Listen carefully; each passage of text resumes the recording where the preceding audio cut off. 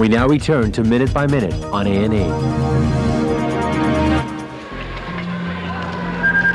July 17th, 1981, Kansas City. Hyatt Regency Hotel, 7:50 p.m. It's been 45 minutes since 2 skywalks collapsed on hundreds of partygoers. More than 30 people are confirmed dead, over 100 injured. Firefighters open the front doors, forcing the water from a ruptured pipe out of the hotel's main entrance. On the south side of the lobby, under a section of skywalk that's propped dangerously against a wall, Chuck Hayes is trapped from the waist down. I can remember one of the firemen saying, "This thing's gonna go and it's gonna crush everybody under here." So you say a quiet prayer and you prepare yourself to die. Construction workers arrive on the scene with jackhammers and concrete saws. They begin cutting up the 64 tons of rubble in the hope that the smaller sections can be hoisted up. It is no use. The fire department's jacks cannot budge the huge slabs of concrete. Chuck Hayes can only wait and hope that rescuers find a way to free him and his wife Jane, who is unconscious and pinned a few feet away. I had to know that she was out and safe. I can remember the feeling of such helplessness. Hayes' friend, real estate appraiser Tom Weir, is buried near the center of the collapse and tries in vain to locate his wife Jean. I started calling out her name and heard no response. Just a few yards from Weir, 11-year-old Dalton Grant is trapped beside his mother, Connie.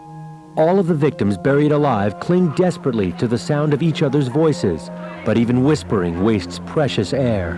I couldn't talk that much underneath there to save oxygen. We were praying underneath there, and I just kept asking, "Are we gonna die?" And she's like, "If we do, it's gonna be much better than here. Just stay with me." Buried deep underneath the north end of the fallen skywalks, 34-year-old Mark Williams speaks to a little girl trapped nearby. I asked her name and how she was doing. She said, "Well, I hurt pretty bad." And I said, "Well, I heard you saying your prayers." And I said, "Does that make you feel better?" And she said, "Yeah." And I said, "Well, would you like me to say some prayers with you?" And she said, "I'd like that." As Williams and the girl pray, heavy jacks, normally used for lifting houses, are brought in.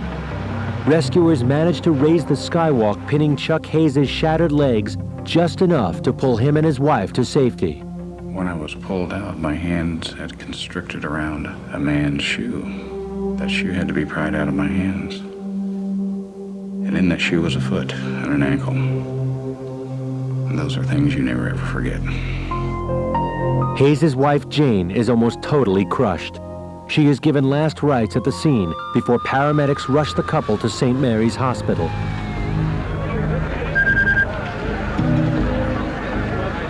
Kansas City's Natural Disaster Response Team, known as Operation Bulldozer, arrives on the scene with front-end loaders and other heavy equipment. But Fire Department Deputy Chief Arnett Williams quickly realizes that Operation Bulldozer will be no help in this situation. If anyone is still alive in the wreckage, heavier lifting tools will be needed. My first thought was, we don't need earth-moving equipment. We could get cranes over, and we could put the cranes down through the top of the skylights on top of the atrium and the skylights there, that we could lift these massive slabs of concrete off of the victims. Williams calls construction cranes to the scene. Before sending the bulldozers away, he orders them to rip out the lobby's front door frame to allow easier access to the site.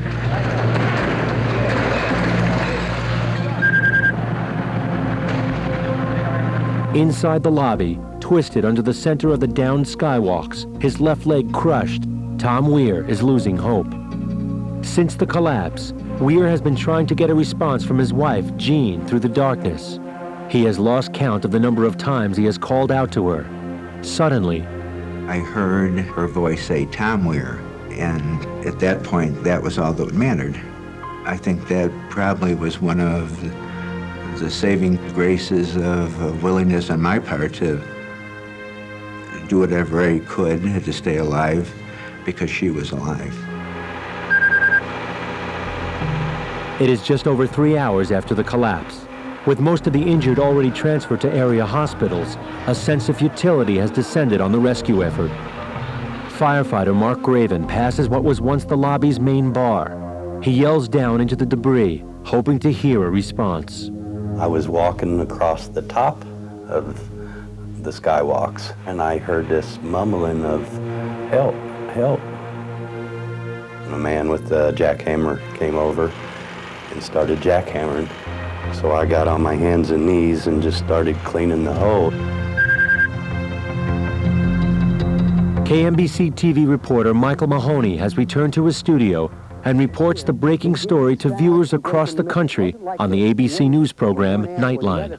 And it came down in the middle, Ted, and people began to slide off, they began to jump out, and instantaneously, these huge iron beams that support it fell down on the hundreds of people below. In television, there's an old saying that you lead with your best pictures. Well, the best pictures here, unfortunately, were terrible pictures. They were chaos, they were death, and they were destruction. And people simply could not believe that such a beautiful hotel had been devastated in such a way by this terrible, terrible accident tonight. News reports during the program request blood donations, and Kansas City responds. Everyone knew that there was an enormous problem, and everyone tried to help in every way that they could. It was just a community spirit.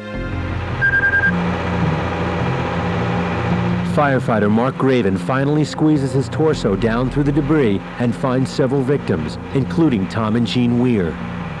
They called down and said, "Is anyone down here?" And a number of us called up. So I said, "Let's count off." And I think at the first count, there were 11 or 12 people.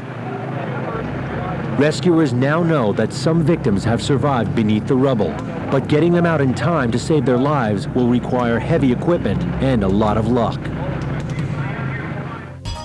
That's next on Minute by Minute here on A&E.